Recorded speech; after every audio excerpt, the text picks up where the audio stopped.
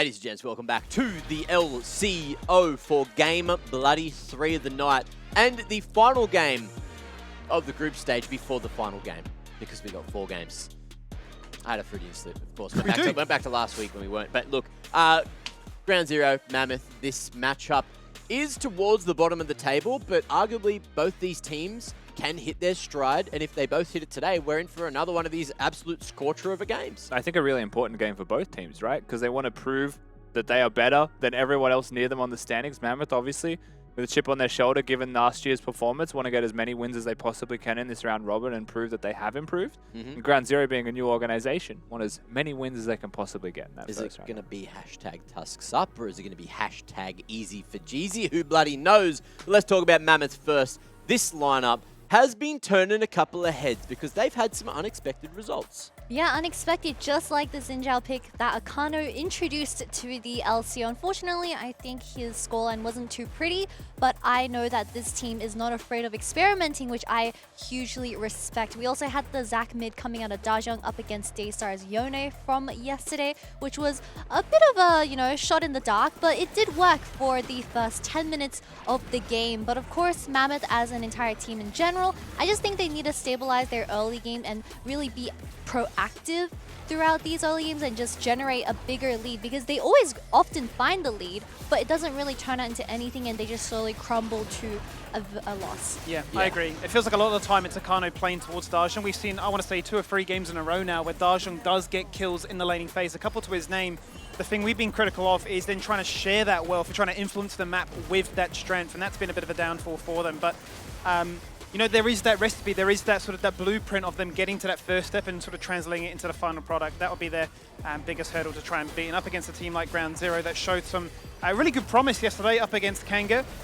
If we can sort of see them replicate what they've done so far, then perhaps they can go to distance. They certainly could, but it will depend on the draft. We've seen some curious things coming through for all these teams today, but it's been Varus in both those games. Voice played Varus yesterday. I wonder if we're going to get it for a third time today. He was doing decent work. Obviously, Bliss were just that little bit too good yesterday, so Mammoth couldn't get the W. But GZ, on the other hand, they were doing a little bit of work, but so far, so good. Emphas has started to draw some of our attention over towards that mid lane. Rusty, do you think he's going to fare well into Darjung today? I think as long as he's got Tronny right next to him, mate, he'll be perfectly fine. After yesterday's performance, the Monster Olaf coming out of the Tron. Big fan of that one. And I mean, ultimately, we have seen some things from Emphas that are of note, but at the end of the day, he has also just been playing Karma, I believe, in 2 of his last, 6 games. There was a LeBlanc game in there, but he's been very muted. Overall, his influence on the Rift has been quite low. And I don't know if that's exactly because of him or the combination of him and Gooby, because I've also seen a very hesitant and different Gooby to the solo queue Gooby that we all know, to the solo queue Gooby that everyone has dealt with. It's not the same. And for my point, everyone knows the solo queue Dante loves being that aggressive ADC who needs the attention from his jungle, which I really respect him showing us a different dimension to this bot lane where he was just playing for the win con, which was Tron last night. So huge respect. I didn't know there was a Caitlyn support, which I made that joke last night. It's not funny anymore. Stop it, Athena. And handing it back to Mac. Awesome. Look, we saw a bit of a draft gap coming through from GZ yesterday. As you mentioned, look, there was that hook hero coming through, or hook champ, sorry, coming through from Kanga, and he managed to counter it with the Heimer, so we got to see the dog playing the dinger down in that bottom lane. And do you think we're going to see something similar today, or do you think those kind of draft mistakes aren't going to be made by Mammoth? Now, here's the problem. So I believe Entrust has only looked pretty good on that Nautilus, so either Heimer has to be banned, or you just can't give Entrust his little Nautilus anymore, because it's just way too hard to play that champion. Okay. What about from the other support main over there, huh? Any thoughts? I mean, I do agree that if someone's going to be maining Nautilus, then it probably has to be a Heimerdinger band if you're going to pick that one. But at the same time, Nautilus, while he was looking his best on it, he was also hooking turrets and walls and having a couple of tragic miscommunications with the team. But that's my support bias, because I was casting that game live and you heard me melt down live on air. Yep. So I'm never going to forget that game. Rusty the Fisherman, he's never missed a hook in his life, of course. So that you've seen. Hey, that I've seen, of course. This mastermind over here. And we've got another mastermind to have a quick chat to. That, of course, is Darjung. Mate, how are you feeling going into this game? Do you think you can get this dub, RGZ? Are they too good at the moment? Are you liking what you're seeing from them, or do you back yourself? I was surprised the game yesterday. Honestly, I thought Kango would have had a better chance, but Ground Zero showed they're the better team, and Tron had a really great performance. But yeah, we're feeling really good about this game. Very excited to verse Emphas for the first time. So yeah, very excited to verse Emphas, really. Well, I'm also excited to Yeah. see how this mid lane matchup goes. But of course, let's throw it back to yesterday because we saw the Zac mid lane debut coming out of you. And I was just wondering where the inspiration came from because we have seen it been floating around in that win rate department. Well, the first Zac mid I saw was Caps. I think that was most people's, and it looked really good. And I versed a few Zacs in solo queue, and I thought, wow, this champ is actually kind of broken. So I tried it out a few times, and honestly, I tried a bit before Caps played it, and then once Caps played on stage, I was like, oh, maybe it is a competitive champion. Tried it out in scrims, and it worked out really well. So that's how it ended up being picked yesterday. Do you have any more secret little pocket picks that obviously you're not going to reveal right now, but ones that you could pull out, you know, going towards that best of 3 stage? Or do you think it's a bit too scary and you want to keep it to the tried and true mid lane champs? I do have a few champions because I'd really like playing like the non-stereotypical champions. However, I think a lot of them is draft dependent, and obviously you don't want to be that guy. You lose a game because you picked like Yuumi mid or something, right? So always looking for the opportunities, but we'll see if any of them actually ever come out.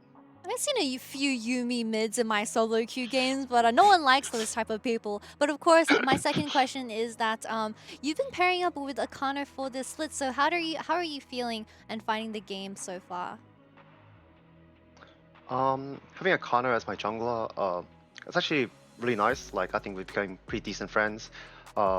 He communicates really well about what his intentions, and I think stylistically, we work really well together. He's very aggressive. He likes to make plays, and I try to facilitate as much as I can with his play style. So I think we're getting even better synergy, and even after this, towards the round robin stage or towards the best of 3 stage, I think our synergy will get even better, and we can play even better as mid jungle. Okay, one quick question before I let you go. Is that Volley Bear in the background? No, that is not. It is a random plushie that last year one of the cars behind the scenes. I actually use that to hold my phone up while I sleep because I'm like lying down, and then it was in the background one game, and the cast told me to not get rid of it because I don't know, they liked it, so I kept it there. No, that's so cute. Well, should we give it a name? We'll let Darjung name it. We'll think of one. Either way, look, You guys Darjung, give me a name. we'll let you go while we cook that one up in the kitchen. But look, good luck in the game today. All right, thank you. See you guys. Bye. Look, site select time. What are we getting? Who's winning the coin flip? Boom. Ground Zero have picked red side. They certainly have. That's the results. Do you want to ask me the question I was going to ask So you? yeah, so Mac, who's getting the last pick for Ground Zero? Well, Ground Zero, of course. You know, Dante, utmost importance, but he's not getting it. It's going to be Emphas at mid because they want to win that mid lane. Want to beat the man on your screen just before Darjung. Look, obviously, crucial part of Mammoth. Close enough. Yeah. For real, for real. I mean, it's like pretty that? straightforward, isn't it? The was recipe. that? I for find no faults in that. the Can I recipe. get on that couch now? Huh? Am I good enough? Do you want to squeeze in? No. No, you can't actually take I'll yourself, take mate. it. You're Tables. strapped in, We've got- mate. You're strapped we're all in. Stuck here. I'm strapped in. Prediction time. Let's have a look at what you guys are going to do with your Twitch points. Dare fan vote. Get it up there. Buttons. Press them. Custom amount. Maximum amount for maximize. Do it for him. Who's it on? What? Who are they putting the points on? Maximize. Whoever Max Yeah, goes for. How many points is Max putting on him? Who's he putting him on? Well, Max went for peace with me, so we were both wrong to kick this one off. Mm. I don't know if we trust Maximize. Actually, I don't know what we're all going for here. Hey, a bit of a Rust, why? full flip, almost down the middle. We had 3 Ground Zeros in there? Yeah, GZ 3 games. Who was the other Gamesies. Mammoth? Was it? It was you? Matt. Hey, let's go. Why have we gone How's for it the feel to be Tuskies? right? Yeah, How's pretty it feel to good. be right? Absolutely That's amazing. crazy. Must be something about being on the outside of the couch, huh? Great minds think alike. That's what I've been told before. Now, Kitty, let's talk about the support matchup again. Of course, Bulldog, he didn't have to do a lot of roaming yesterday, kind of just like that anti-gank, just waiting, trying to protect the president of Dante. Are we seeing that again today, or do you think he's going to be able to roam? Well, I want to see Bulldog play the Ashe. Ashe is a picker ban support currently. I don't think we've seen it go through the first banning phase just quite yet. It is also a really good flex to ADC where Dante can even pilot it. But moving on to Dante, I think this Varus is such an important pick. If it's not banned, obviously you want to take it. But I think the other reason why Varus is a really prioritized pick right now is that it can go 2 builds. You either go on hit or you go lethality. And we, like Rusty said, we've seen in other regions for that on hit build, but not in LCO just quite yet. Okay, well, look, both those bot laners, both those ADC players are Varus enthusiasts. We've seen them both pull it out here and there. So maybe that's an opportunity. Now, let's focus that attention to the top lane because Tronny went ham yesterday. Big influence in the W that they managed to get for GZ. Can he back it up? Yep. All right, next question. That's crazy. Yep, awesome. You really cooked me there. I reckon Yep. he's going to run it back like it split one last year and drop a cheeky little Vladimir in there and just get it done and say, you see me in the Olaf carry, now watch me play the Vlad and just completely reinvent the top lane again. That wouldn't work though because the current mid jungle is just double AP. And AP I'm top going to lane. be real. Emphas, I don't think his 80s champions are as strong as his mid lane mage picks just quite yet. So if my man Mr. Tron in the top lane picks Vladimir, Probably needs a Graves jungle Look, we to don't make even it work, or a Kindred. Which could, because Gooby loves a bit of little gravy, but to dig that grave, Crit Shaco. they got to get in the champ select to see if that grave's even being dug. Let's see. What's going to happen? Is a grave being dug? Is No gravy Yorick. on the menu? No Yorick. He's over in No, Europe. yeah, no Yorick. What we can see, though, is that the Karma's been denied, so Emphas won't get the luxury of playing that one. You've got your Ashe denied, the tax of Darjung being a proficient Zoe, as well as the Maokai. I feel like for Gooby, as much as we enjoy him playing the carry-style champions like your full clear Graves, like your Kayn, your Shaker, whatever it may be, I feel like he's looked best on their roster when he's been playing that hard engage, like your Maokai, like your Wukong, like your Vi. Yeah, I think he needs to be that for Ground Zero, right? What we saw from them yesterday. Keep in mind that we've seen one true win from Ground Zero, and the way that they got there was basically 5v5 in mid. Yeah. So that's where picks like Maokai are invaluable, where something like the Graves with a little bit more finesse to it, right? You can't just walk down mid and force a team fight with that champion. So I do think that going more of the Maokai path, obviously Maokai banned in this game, but like Sejuani exists, right? Like, so like going down that type of pathway is valuable for Ground Zero. Wukong, of course, could be an option now that you've got an Ahri in mid. You've got some crowd control to set you up to follow through with the team fights. We'll see exactly where Ground Zero choose to go, because the obvious choice before this gets locked in, Vi being a priority for Mammoth, Varus simply is up. Yeah, the response would seem likely that it's just a Caitlyn handshake to match. Otherwise, you certainly do make life a little bit harder for yourself in that department. Both do love a good Ezreal if it's up and available, if they do decide to hold that champion, but would seem a little bit peculiar. And I do think, just quickly, while Ground Zero, and like while Mammoth had myself and Mac tipping them, I think Ground Zero probably come into this one and I consider them favorites. Because I just think in general, not only do they have the momentum of the win, but Dante and Bulldog are really consistent for them. And if Tron's going to get to play carries, it does seem like they are a whole different beast. And the fact that they've just gone for the Fiora blind pick here opens the floor for a carry matchup in top lane. Certainly does. I don't think it's the first time we've seen Chi-Chi do it as well. He's played Fiora already. The split has been very keen on those carry-style top laners. The Silas let through, another champion that we know that Darjung is very comfortable on, so not going to waste any time in guaranteeing that one. And I suppose making sure that GZ have to be a little bit more present with their options as to what can be stolen away. As we get a GP as a very quick response. Tron does love a good gangplank game. It's one of his main champions, so I can't say it is too surprising that he has gone for this choice. Jungler for the team now does need to round out their composition a little bit better, however. Work with the Ahri, work with the Varus. It is a pick composition for them for now, but the Vi's already been taken away. Would it be as simple as just banning away Draven, Caitlyn and saying, game on, boys? I mean, with the Ashe gone, Draven, Caitlyn taken away, yeah, I mean, it's certainly possible. Voice is one of those, he's hard to pin down as an AD carry player because he does kind of just play everything. Karma gone, I feel like options like Ezreal are a little bit harder to slam, and it's a Varus matchup, so can Entrust play Rel? Like, do we get a Trist Rel type of bot lane? It's hard to say. Very curious to see where it does choose to go, because it's not going to be the Caitlyn that is banned away. It's going to be the Samira and the Draven, so they're trying to get rid of Nautilus lane allies, essentially, right, to have the kill lane in bot. Yeah. But Mammoth get the free ban of the Sejuani with the Maokai already removed, the free ban of the Wukong with all of those removed, so now ball's in the court for Gooby. Where does he choose to go? Is it a Nocturne? You know, that actually caters to a pick composition pretty well. Being able to turn the lights off when the engage happens. And stopping carries in side lanes from getting to Prosper. I wouldn't be opposed to that, quite honestly. You've got the global pressure, but instead goes for the Viego. So still similar vein, I would say, right? A Charm in the mid lane, a Keg in the top lane, to engage in the bot lane as well, and a Viego that can come in and certainly flourish. It's been such a long time since we saw Viego. Certainly the meta has veered away from it, but wants to be the star of the show. The inspiration, huh? Why not be Rengar? Might have started a fan club for the pick. We'll see where they choose to actually lock in, because again, highlight the bans of the Draven. Samira, you said Caitlyn as one of those ban choices. Well, it's going to be the natural pathway here. The question is what goes with it. Too good to pass up. You have to lock that one in. Caitlyn and what? Because it is going to be blind. You don't really get to just say Nautilus here. We've seen that against Ground Zero. We've seen that not work. So world you ever want to go Morgana? Cheeky Black Shield, deny a lot of the CC instead? I don't think you ever blind Morgana because champions like Soraka just own you, right? It's not the best experience.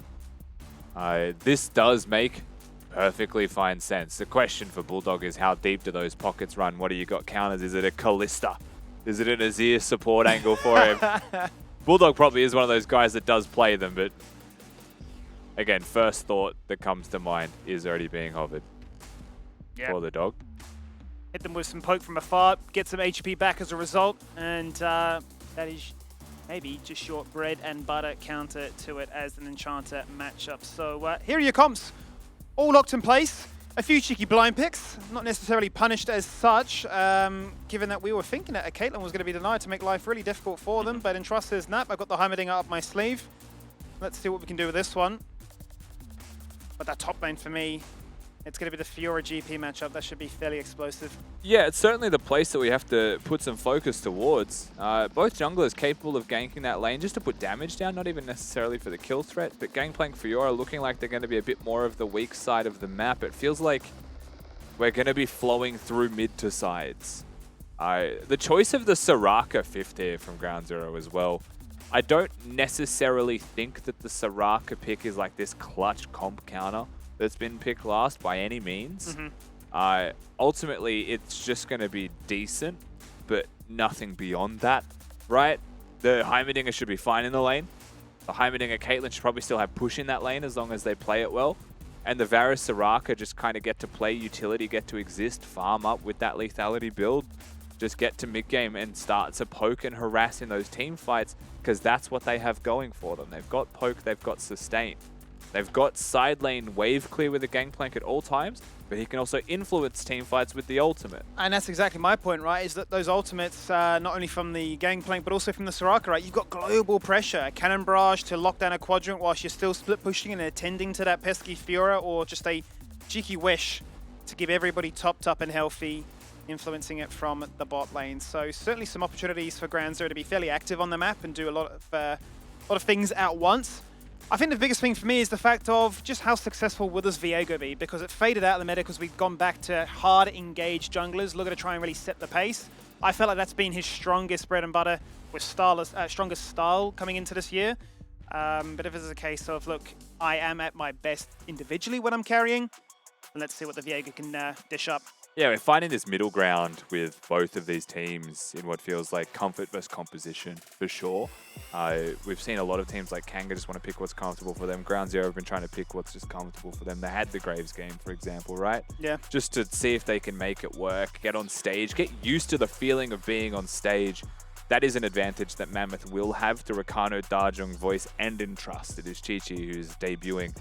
Where for the side of Ground Zero, Tron seems to be a pretty stable player and seems to have improved in the offseason as well, but that mid-jungle combo, the crux of most compositions, is still shaky, is still jittery, and is still making mistakes, unlike the players that we see in solo queue, both challenger players.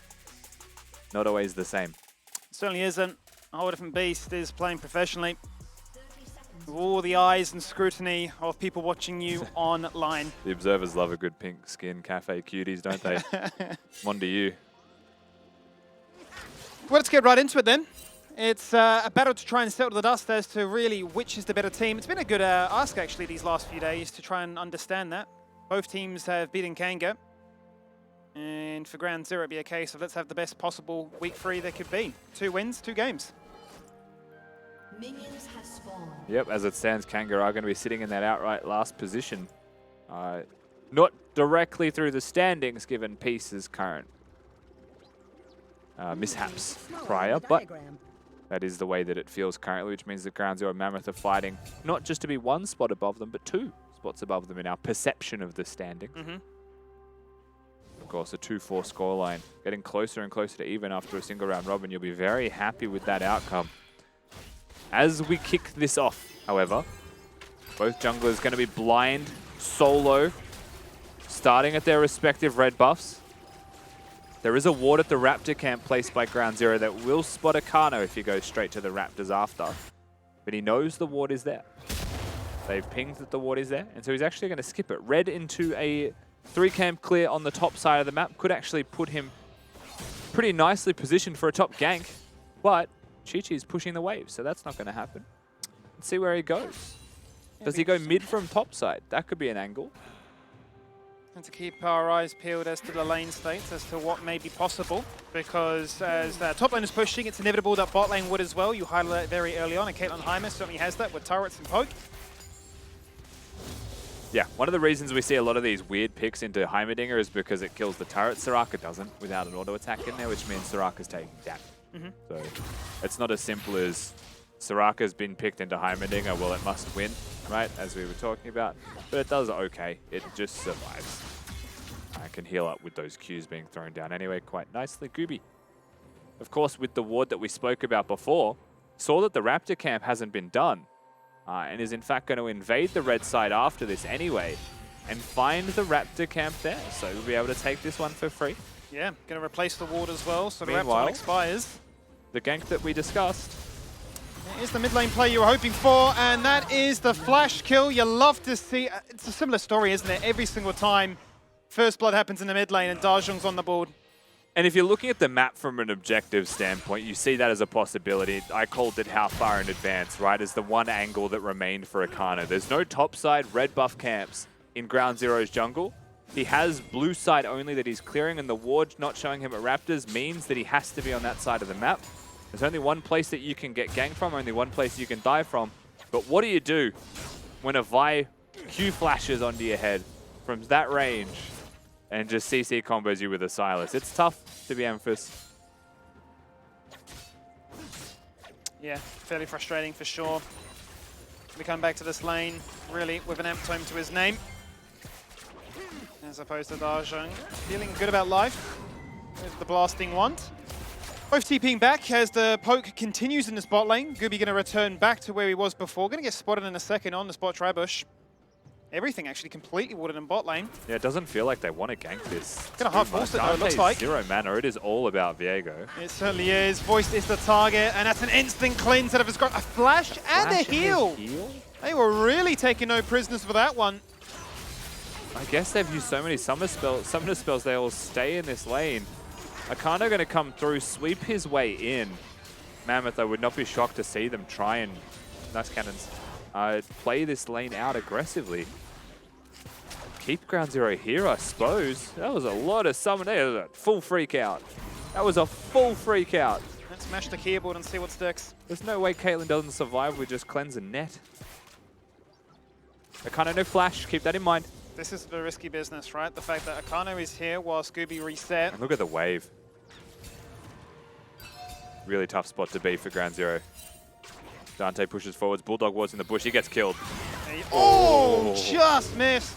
Bulldog takes no chances though and burns that barrier, and Akano's like, uh-oh, not where I want to be. Dante misses the arrow, but finally gets with the kill. He gets off scot-free there, Rusty. We winced for a moment.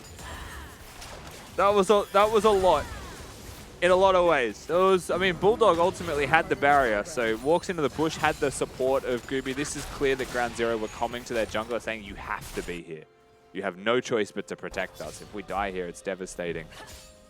They also know the summoner spells were missing from majority of the Mammoth side, and it is a heal Heimerdinger. There was no ignite, there was no immediate kill threat to be there. And the Vi Q just missing, and then Dante misses his arrow, and then Akano says, you've earned this one, big boy. Walks at him. I don't get it.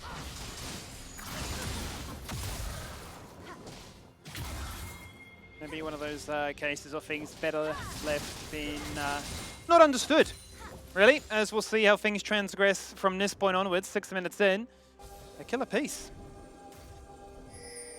Sweeping through now. Junglers will find each other. Controlled will also find Bulldog. As they clear some vision out to keep Emphas happy and healthy.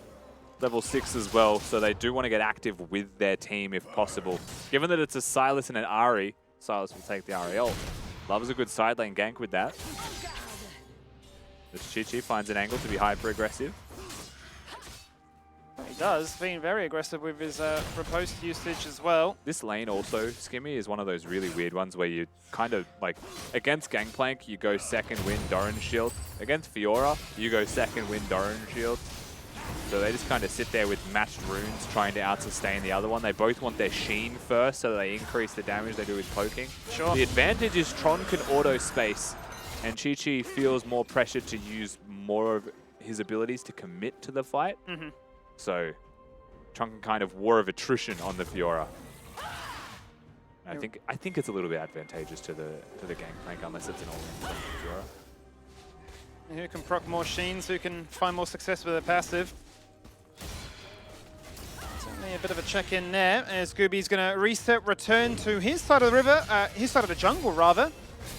Akano actually says that red buff was free, but I don't want it. The red buff was there. Oh my god, he's going top. He's on vision though. Tron's just going to walk away. And now the red buff's going to Gooby. Thank you very much. What in the... He's in his head. He really is just in his own head. He could have taken that red buff, but he didn't know that. He must have just assumed Gooby was in that trail. Well, I'm wondering what the comms were, as if they've seen something or were concerned, or if he was screaming for a gank topside. I didn't see any movements from lanes. I can't help but just feel like he rationalized that it's not worth it, but also, can't he just take the smite fight? And if he loses, so be it, get out. He was already committed. Well, ultimately, it does put him a little bit further behind now in the jungle, still lagging at level 5. Gooby going to tick over to get his ultimate. As there's a bit of a sniff as to, do we do the Herald or not? 8 minutes in. Instead, Darjung says, let's have a crack at Emphas in the mid lane. Going to respond with a charm, going to get a heal from Soraka, and going to cop a bit of a dash in there from Gooby. He's going to use the Ahri ultimate that he stole and dash at Bulldog. Very dangerous because he would have been by himself. Doesn't feel like he's too concerned given that he's gone for the Rod of Ages build. Is fairly tanky, and Emphas and Bulldog neither having Ignite. Chi-Chi is dead. And he just got a nuke dropped on his head. You just got Tron. Enemy AC 130 above. A freebie right there. I mean, that just feels like the top side. It was inevitable, right? Between Gooby getting ahead, with them getting a free pass from their Herald, and with Tron just finding a little bit of success. Yeah, I mean, bot ultimately just stays stable. Mid's just farming and scaling up. So top side was that really volatile area. And Trust just wants to be rude because he can, and I respect that with my whole chest. Bulldog coming back to support in bottom lane as well. Akano is going to get some camps from the enemy jungle. So when all is said and done here, and it hasn't been too much going either way towards either team, Tron gets a solo, and a Rift Herald is secured for Gooby to place. I don't know if he has a particular lane that he'd have a preference towards. I feel like he just kind of put it somewhere where it's free. Maybe look at reset timings to make that play and make that decision. Tron could be a viable choice, but I don't think he wants to get out of the 1v1 if he's happily farming. Oh. Have you ever seen a bush more controlled? I remember, what was it the Dragon or the Baron? We had a time where like 4 control wards all at once. It was like 3 control wards and like 4 blue trinkets. So that was like zombie wards from We Guild will wards. see this. Yeah. My eyes are open. Certainly enlightened us with the knowledge of what was going on there, as a Blast Cone's going to get them right in here. This might be the invitation for their Herald use. That's a Flash Charm ult! And, well, double flash to match to get out of harm's way. That's a big wave they're going to lose. Plate number 1 denied. Will they summon the Herald? Darjung's now in the area. Going to chain himself onto a minion of all Varus things. ults them. And that means that Gooby's in trouble. Conceives a bit of damage. It gets nullified by a beautiful ult by Bulldog. Yeah, Bulldog will have the healing to keep him there. He's actually going to summon the Herald as he goes back to base. Akano wasn't in the area. Darjung quite simply doing it himself. A good stun from Entrust and an angle's there, but Dante's going to shut that door. Oh, and Bulldog's cancelled his recall. He was safe, I believe, but now he's saying, Dante, it's you and me, buddy. We're flashing, we're running away. Assault and battery underneath the turret. Bulldog, he's got a barrier, but it's too much. And I think it's a sacrifice that Dante would be quite happy for. I think we need to get a replay of Bulldog's reaction to that kill, because I agree. He played it really well to get space towards his turret.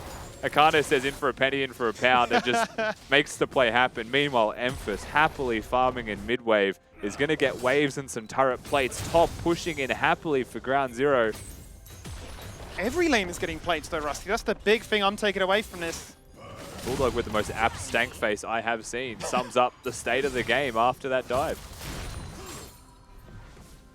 I'll have to watch back the bottom of that one. So good. I love the player cam reactions. The post game just needs to have that reaction in the highlight reel. We'll see the fight again, bottom. So Bulldog very clearly caught the second Caitlyn auto, attacks him to cancel it, but puts the silence down with the Q for the move speed, then flashes. Then they say, well, we have no choice, right? We're going to go for this one. Akano ultimately ends up going 1-for-1. Dante says, thank you very much. Now a 2-0 Varus. Absolutely. That's what you need. A Varus ahead is a Varus happy. Seems to be a very similar story in every game of Varus today. Yes, it actually has been very Varus-sided. Even though Caitlyn won the last game. Yeah. It's been Varus-sided. Tron just in the face of adversity, taking it on. 1v2 me. Ooh, oh! Okay, he's the best player. He's actually got hands.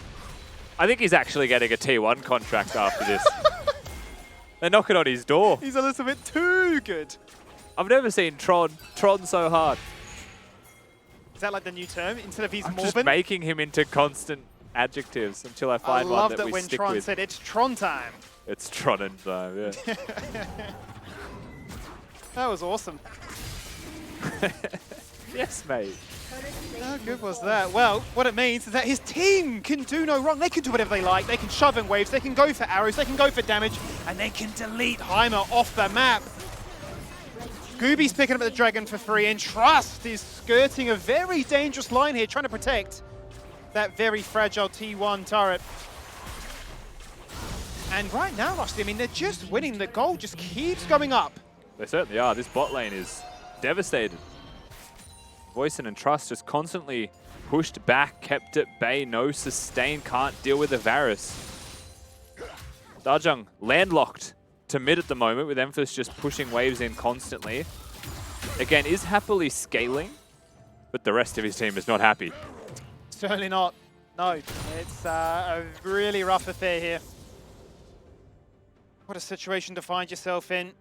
Fiora demanding resources, not able to find it. Similar situation for Akano here. Unable to really assist his lanes, overcommitted to it. The opportunity cost pays against it. And as you just highlight, Darjung locked in lane, unable to help elsewhere. So for ground 0, it's just freedom. Freedom to exploit these weaknesses. Freedom to play as they'd like. Optimal lanes as well for a Varus Soraka who's sitting in mid, throwing out those arrows, having the time of their life.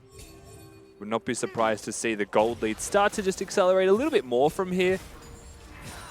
If they're able to play appropriately, right, with the next rotation of objectives as they start to come up. Well, next Herald is up in the next few seconds.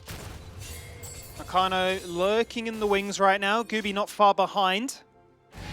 Does have his Divine Thunder ready to go, so his skirmishing potential is right up there with the pairing of Tron.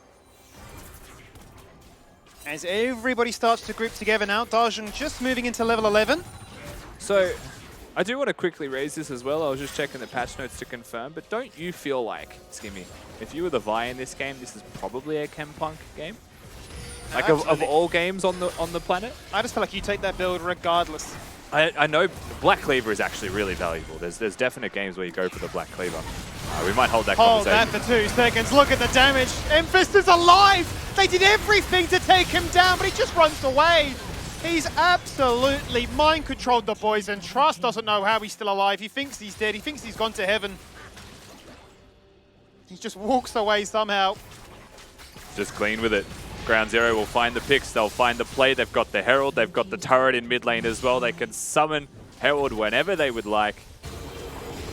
Get a recall off first and foremost prior to that one. Threatening top at the same time. Chichi having a bad day in the office. Blind pick the Fiora. Tron welcomes the matchup with open arms. See this one more time. Emphis finds the angle. Emphis kicks this off. Credit to him, something that we're starting to see from him now compared to perhaps previous skirmishes. Goes in for the play, gets healed up by the Soraka, ults his way out, gets the health, gets the resets as well. That Ari ultimate can't ask for much more. Pretty clean-cut team fight from them. And look at the zone denial more than anything, right? The cannon barrage instantly says, Mammoth, you can't move any forward. Like, if you want to take down this Ari who's just going to dash away, you can't free attack. Voice stuck in a rock and a hard place, then cops an engage angle from Gooby. The Heartseeker finds him.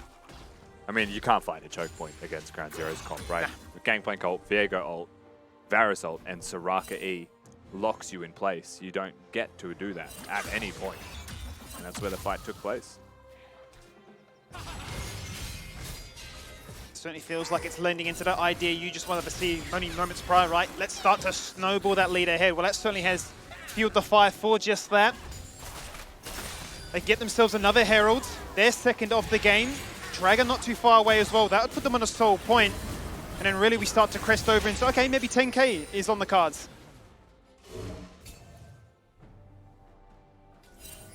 I even put faith in Mammoth and voted for them in this game, Skimmy, but it feels like we're still seeing the same Mammoth that we saw yesterday, even against a different caliber of opponent. Just disjointed, not really playing like a team. Yet to see Akano bottom to counter gank. It's Darjung that's moving. Statistically, as far as performers go, Darjung and Voice are the best, but Voice just loses every lane. He's either weak-sided playing Seraphine or he gets ganked, and that's it. They don't really have counter punches, they don't really have counter plays. The one win that we saw from Mammoth was Akano ganking. Yeah. He even got a first successful gank off in mid, but just never in the right place at the right time. Yeah, that game really was the Draven show though, wasn't it, for Voice? Draven ahead very early on. Banned away in this game here. Weren't concerned whatsoever about this Caitlyn, which has been incredibly high priority. Standing on a ward. Oh, that's a really early jump in there from Akano. Chi-Chi TP's in and just loses half of his health. Akano, what are you up to, buddy? Aye. That's a flash. That's a runaway, and he's just bleeding out. Call a medic. Oh my god, the charm, it's dirty. The chain of corruption, you can't escape their grasp. And Ground Zero just make it look effortless, ever too easy. And that's a nice stopwatch, but I mean, really, it's a silver prize. Just delaying the inevitable as Gooby runs them over. Ground Zero will find yet another team fight. Mid lane being broken means the inhibitor is sure to follow. Caitlyn ultimate does nothing because there's a Soraka nearby. And just the capitulation of Mammoth in its entirety in that skirmish. I am at a loss for words for how this gets played out. Akano jumps over the wall, perhaps to help his teammate, but he channels the Q, chooses not to Q back over the wall, and then they just engage on him. He has no way out now. It's illegal. So he tries to flash, but stuck. By the time he flashes over, that's just a free reset for this side of Ground Zero if they want it. Gangplank hits those kegs. I'm telling you, Tron's built different right now. But it's another fight in close quarter combat where the kegs, the cannon barrage, the ult of Varus, everything just comes together. Yeah, there's just no such thing as a clean team fight here for Mammoth, Skimmy. And this has been happening for the past couple of weeks, and it's starting to become a serious issue that they'll need to explore in the time off between now and the best of threes. I mean, it's safe to say that playing a Fiora Vi composition is reliant on getting those picks, and it has a bit more finesse to it. They're not doing that at all successfully. Teleports in the wrong places. Oh, they're all on for Dante, flashing away, and that's it. The fight completely fizzles out. It's GZ saying, what are you here for? Dante is unstoppable. He's now 5-0. And Varus is just the best champion in the game. And that top turret is definitely dead, so they have to leave it. Gooby going to push them back. Keep him at bay. Threatening the inner turret definitely is possible. Emphas has no reason to go mid right now unless it was to take an inhibitor, so they would threaten the dive on this turret instead. Caitlyn showing on that mid wave means this is a free look. Oh, okay, Darjung. He's looking for it. Hijacked ultimate, tries to be cute with it, but tries to do a bit too much on his own. Now 1 and 3. God of Age is now fully upgraded. Gooby doesn't want me to stop talking. He wants the action to continue. Forces the flash away. Emphas wants to secure it. He does secure it, but at the cost of a big, big shutdown. Just a really nice trap from Voice. Otherwise, he gets out there with an ultimate extra charge that would have come through for Emphas. So very nicely done by Voice. Make sure they get something, but he's finding something where there is nothing beyond it. Yes, it's a kill, but you're 12,000 gold down. You're dealing with 3 Drakes on the opponent's side, looking at a Mountain Soul confirmed very soon. You've just made an attempt at Dante, and this is before his Muramata is stacked. Sarakaki reveals him, so he commits himself to the play before the allies are even there, and quite simply gets charmed up. Hill cuts available from Dante, and then they'll just get the pick. And Trust decides to base in their face, just because, you know, it felt a little bit frisky. Wants to have a crack at it, see if it'll work. Doesn't, but they get the trade back for him, so you take that. Certainly do. Emphas wasn't allowing any stragglers to disengage away from that fight. They'll find themselves their 6th turret of the game. Their base defense has been impeccable. Up by 11,000 gold, up by 10 kills as well. Where do they go next? Baron definitely on the cards for them to take, with Gooby, Dante, and Tron in the area. Bulldog, of course, having some sustain with those heals makes it possible. Darjung going to dash over the wall. It's at 4,000 HP already. They're going to zone Akano off. I think they go for this one. Do they hold it in a 50-50? No, they fully commit in.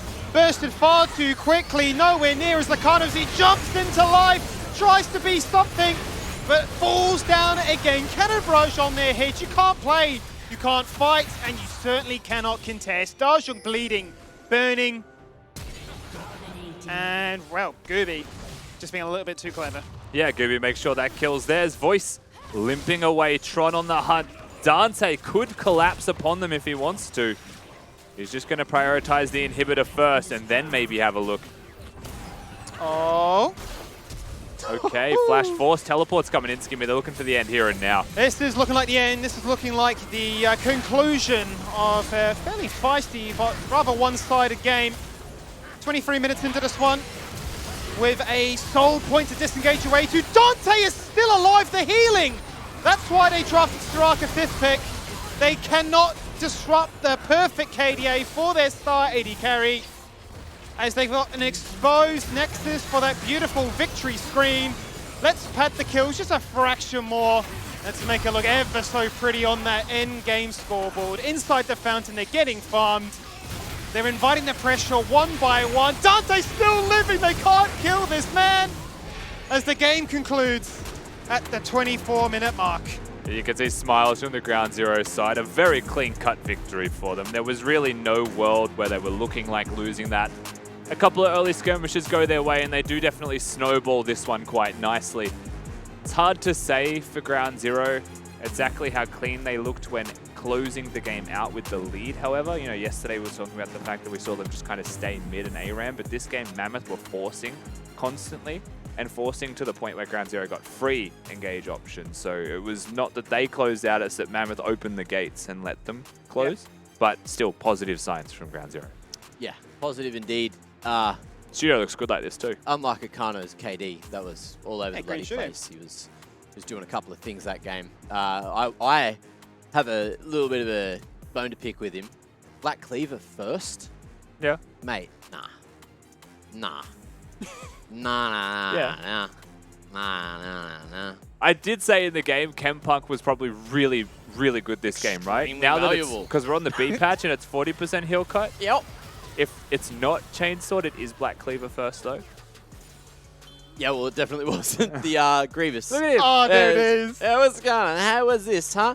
Anyway, pretty crazy game, but every time Mammoth tried anything, nothing worked because there was too much healing on Ground Zero, and Bulldog saved the day, as did everyone else's healing. So Grievous would have been huge. Yeah. Yeah, I mean, Mammoth just seemed like they were on different pages in these team fights. We see Akano making his engages late into these team fights, and he just insta-dies because he isn't very ahead on that vibe, plus only one Black Cleaver, no second item available. And he's just getting chunked in all these team fights before the fight even starts, but I don't see him linking up with Darjung just quite yet. We do see Darjung trying to find these flank angles, but they're just way too late. And the flanks don't even work in the very end. But of course, we do have Gooby playing the Viego for his, I believe, what, 7th game now? It is the last game. So something that is not very popular in the meta, and GZ is breaking the meta a little bit with that, but you know, overall really clean, especially from Tron, him dodging all the skill shots, being Mr. Garnsworthy and just telling his name to the whole crowd. Very good stuff from Ground Zero. Yeah, insane game. And, you know, good signs going into the group stage, of course. They got that dub, so they move up a little bit further on the leaderboard, split up this tie that they were in with Mammoth, of course. Not only getting the head-to-head, which doesn't really matter because they're that step up on the leaderboard now. And look, slow, and I guess it wasn't really that slow of a game, 24 minutes, but it was a consistent win coming through from the get-go. And as you mentioned, look, only 3 deaths found from Ground Zero. So pretty solid game, all things considered. I think as a switch-up for this game, I would have liked to see Akano just constantly living in Dante's walls, because you are up against a Varus and Soraka, both very low mobility champions. So if you just burn the flash for the first time and you don't give up, because you're not a farming jungler, right? You're not helping out the Fury either, because that was just an isolated situation. So I would have liked to see more proactiveness from Akano and just consistently annoying Bulldog. But Bulldog was just having such a fun time in his little cafe maid outfit in that bot lane. Well, you know, we got Emphys here for a chat. Was Bulldog enjoying his skin he chose before the game, during the game, or were you just too focused on the game to worry about all the smack Bulldog talks? Because we know there's a lot of that. Yeah, Bulldog talks a lot of smack before the game. What skin did he choose at the end? I wasn't really watching. I believe it's Cafe Cuties Soraka. So Cafe Cutie Soraka. I mean, that seems like Bulldog's type. yeah, Yeah. it does seem like his type. Well, it did win him the game, of course, and congratulations on picking the win. I saw all the smiles from the cameras. So what was the team energy kind of like after picking up that win? Like, I didn't think we were that nervous going into the game, but we did take the game pretty seriously because of the standings. I think like 10 minutes into the game day, we realized like these guys are kind of trolling around the map, and yeah, we just picked up a pretty standard win. Yeah, so look, happy with that one. Did you think it was going to be a bit more tough in mid lane up against Darjung? Did you think he was going to pull out some kind of tricks, or were you just super happy with the draft and how it all played out? Yes, I heard Darjung's got like the most solo kills mid lane or something in the split. So, I mean, I wasn't really worried about versing him, but I know his jungle does help him a lot. So I knew that gank was coming at the start of the game, but I still died to it. We thought like he might come from the bot side, but he just came in from the top side, flashed on me, and just killed me straight up. You could smell Akano from a mile away, but of course, it is your first split in the LCO, and it's our first time talking to you. So tell us a little bit more about what you think of your opponents in this mid lane and who you really respect. I think in the mid pool, like Kisei and Daystar are definitely the 2 toughest mid laners that I've versed so far. They just have like an aura around them where like no matter what you do, there's just like nothing you can really do to win the game against them. Every other mid laner, I think the mid pool is pretty decent this year, but the like Kissei and Desa are just a step above everyone else, I think.